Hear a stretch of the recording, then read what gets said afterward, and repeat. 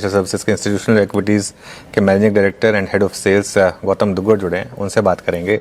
Gautam ji, good morning. अच्छा, वैसे अब तो आप हेड ऑफ सेल्स हो गए हैं, लेकिन ये आई एम श्योर कि इस रिपोर्ट में आपका भी काफी कंट्रीब्यूशन रहा होगा। तो इस रिपोर्ट पर आता हूं मैं। पहले ये बताइए कि कॉन्फ्रेंस की शुरुआत कैसी रही। ऑल द बेस्ट आपको इसके लिए। और अभी तक का पार्टिसिपेशन कैसा है?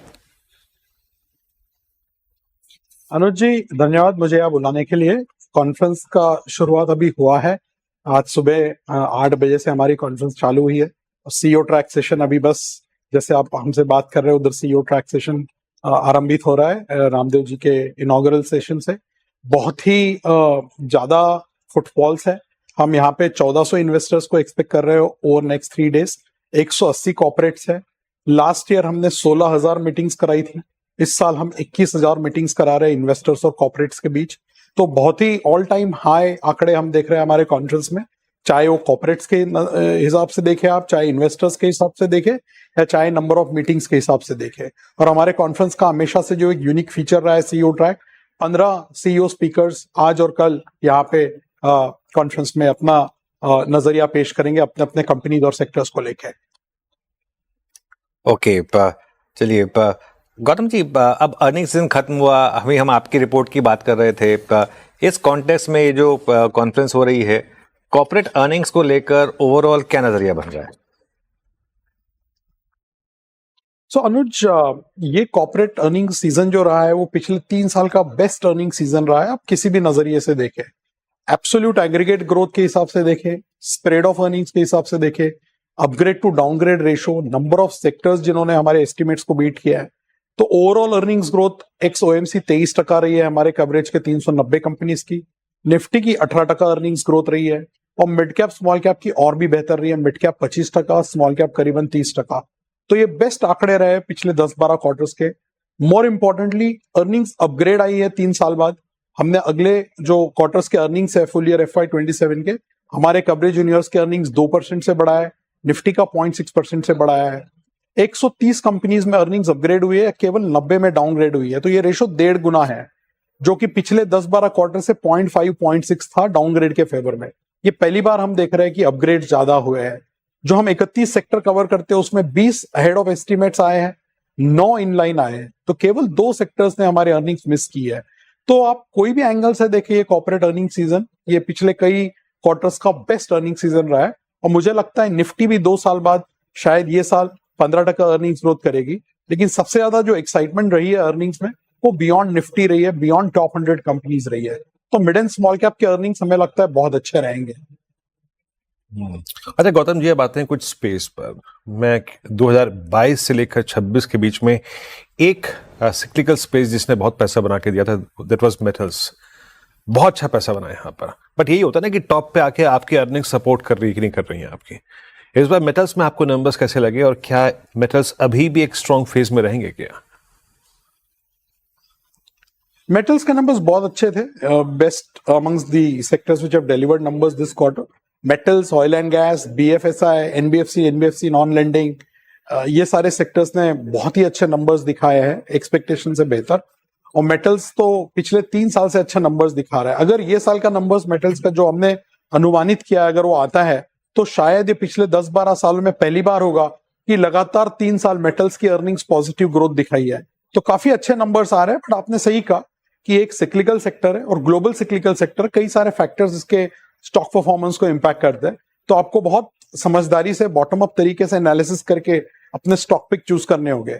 हमने हमारे मॉडल पोर्टफोलियो में हिंडाल्को रखा है। इसके अलावा हमें JSW स्टील भी पसंद है।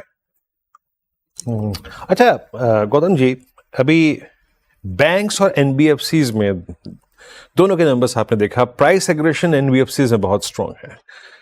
अर्निंग्स क्या बता के गई हैं, यहां से आउट परफॉर्म कौन करेगा with in finance space?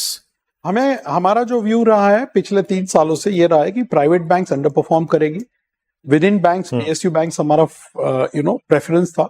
But हमारा पूरा BFSI में नंबर 1 पिक NBFCs रहे हैं, चाहे लेंडिंग हो नॉन लेंडिंग हो। और ये क्वार्टर में NBFC लेंडिंग का ग्रोथ 30% था। नॉन लेंडिंग जो कि ज्यादातर कैपिटल मार्केट कंपनीज है, वहां पे भी 28% अर्निंग्स ग्रोथ आया है। तो विद इन फाइनेंशियल्स हमारा प्रेफरेंस बहुत क्लियर है कि नॉन बैंक्स की तरफ हम ज्यादा हमारा रुख रखे हैं।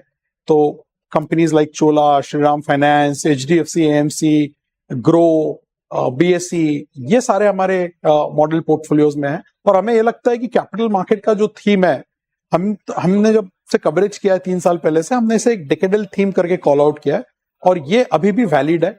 अगला 5-7 साल हमको लगता है कि कैपिटल मार्केट का थीम प्रचलन में रहेगा और वही हमारा प्रेफरेंस रहा है with in financials. Okay, I think एक कंपनी आई एम श्योर जिसको हाउसफुल होगा, वैसे तो खैर ऑलमोस्ट सभी हाउसफुल होने चाहिए, लेकिन आई एम श्योर जो बिल्कुल हाउसफुल होगा वो होना चाहिए सर्वम। आपकी कॉन्फ्रेंस में जो सर्वम आ रही है, तो एक तो एआई पर अब आपका क्या व्यू बन रहा है और आईटी पर अब क्या व्यू बनेगा? क्योंकि इस क्वार्टर में नंबर्स भले ही कंपनियों के खराब रहे, लेकिन कई कंपनियों ने काफ़ी अच्छे अपडेट्स दिए हैं और लग रहा है कि आगे एआई पर फोकस थोड़ा हेल्प कर रहा है उन्हें। डेफिनेटली अनुज, एआई का एक आईटी में एक बाउंस बैक जरूर आया है जुलाई में। हम अभी भी अंडरवेट है आईटी में। हमें लगता है कि एआई अभी भी अनफोल्ड हो रहा है, कई सारे इसके इम्पैक्ट्स अभी भी नंबर्स में दिखने बाकी है। मार्केट हमेशा स्मार्टली इवेंट के पहले ही स्टॉक को रीरेट या डीरेट करता है, तो हमने एक राउंड ऑफ डीरेटिंग आईटी में देख लिया है। अभी हम थोड़ा सा लोअर लेवल पे, मुझे लगता है price consolidation, volume consolidation, time correction, वो सब देख रहे हैं। जहां तक फंडामेंटल्स का सवाल है, आईटी हमेशा से 8-10% ग्रोथ करता आया है, वो ग्रोथ ये क्वार्टर भी आई है 11%। जहां तक आपने सर्वम का सवाल पूछा, बिल्कुल सर्वम में बहुत ही ज्यादा इंटरेस्ट है वो सेशन सुनने को। हम सुनेंगे कि कैसे एआई का आगे टेक्नोलॉजी सेक्टर पे इम्पैक्ट आएगा अगला 3-5 साल के हिसाब से। बट अनुज, पिछले 6 महीने 12 महीने का अगर आप न्यूज फ्लो देखते हैं एआई का, तो इस पे एक हैंडल बनाना बहुत डिफिकल्ट, बिकॉज एक नई टेक्नोलॉजी है, उसमें कई सारे चेंजेस हो रहे हैं और वो अलग अलग चेंजेस अलग अलग कंपनीज को किस तरह से इम्पैक्ट करेंगे ये अभी पूरी तरह क्लियर नहीं है। ये जरूर क्लियर है कि इसका इम्पैक्ट आएगा प्राइस डिफ्लेशन के थ्रू। कंपनीज को अपने जो भी एफिशिएंसीज है एआई के, वो क्लाइंट्स को पास करना पड़ेगा। प्राइसिंग पावर बहुत कम होता है। दूसरा, हमने ये देखा है कि मार्जिन में भी एक तरीके का कैप आ गया है। तो despite having the best balance sheet, best free cash flow, good dividend pay out ratios and buybacks, IT sector का एक बहुत ही मेरे ख्याल से शार्प डी रेटिंग हमें देखने मिला है, क्योंकि ग्रोथ पे सवाल उठाने चालू हो गए हैं। अभी विद इन आईटी अगर आप हमारे मॉडल पोर्टफोलियो में देखेंगे तो कुछ बॉटम अप आइडियाज हमने रखे हैं। जैसे कोफोर्ज हमारे मॉडल पोर्टफोलियो में है। कोफोर्ज के नतीजे बहुत अच्छे थे और उनके भी सीईओ हमारे सीईओ ट्रैक में प्रेजेंटेशन देने वाले हैं, अपने कंपनी का ग्रोथ मैप हमें समझाएंगे। तो आईटी थोड़ा सा हेडविंडेड सेक्टर है, बट वैल्यूएशन वहां पे ठीक ठाक लग रहा है। ज्यादा मुझे वहां पे प्राइस रिलेटेड डाउनसाइड नहीं लग रहा है, बट पैसा आपका फंजिबल होता है, कैपिटल आपका फंजिबल है, तो हमारा प्रेफरेंस अभी बाकी सेक्टर की तरफ ज्यादा है। आईटी में हम अभी भी अंडरवेट है। ओके, अच्छा गौतम जी, अगर आप पूरे इस मार्च, अप्रैल, मई, जून, जुलाई से अगस्त तक के फेज को देखें, सबसे ज्यादा प्राइस वाइज एग्रेशन हमने मिड कैप में देखा, स्मॉल कैप में देखा। अर्निंग्स अभी भी क्या कह रही हैं आपको? एग्रेशन कहाँ ज्यादा रहेगा आगे बढ़ते हुए rest of the year? Earnings का सपोर्ट कहाँ पे स्ट्रॉन्ग है?